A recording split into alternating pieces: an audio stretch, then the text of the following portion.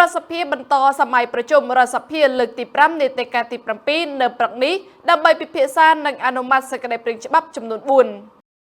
សម្ដេចមហារដ្ឋសភាទីការធិបតីខួនសូដារីប្រធានរដ្ឋសភានៃប្រជាជាតិកម្ពុជាបានអញ្ជើញដឹកនាំកិច្ចប្រជុំរដ្ឋសភាលើកទី5នៃទីការទី7នៅព្រឹកថ្ងៃប្រហ័សទី25ខែធ្នូឆ្នាំ2025នេះដោយមានរបៀបវរៈសំខាន់ៗចំនួន4របៀបវរៈសំខាន់ៗចំនួន4ដែលត្រូវបានលើកយកមកពិភាក្សានិងអនុម័តនៅព្រឹកនេះរួមមាន1ការពិភាក្សានិងអនុម័តសេចក្តីព្រាងច្បាប់ស្តីពីអាកាសចរស៊ីវិលនៃប្រជាជាតិកម្ពុជា2ការពិភាក្សានិងអនុម័តសេចក្តីព្រាងច្បាប់ស្តីពីការអនុម័តយល់ព្រមលើកិច្ចព្រមព្រៀងគ្រប់ជ្រុងជ្រោយស្តីពីការដឹកជញ្ជូនតាមផ្លូវអាកាស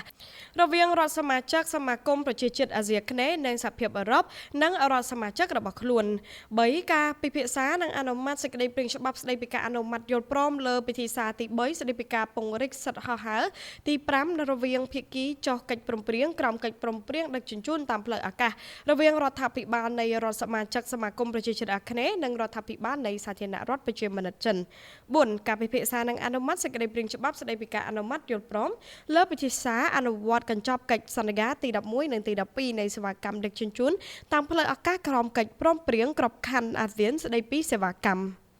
នេះខ្ញុំរ៉ាលីពី Big News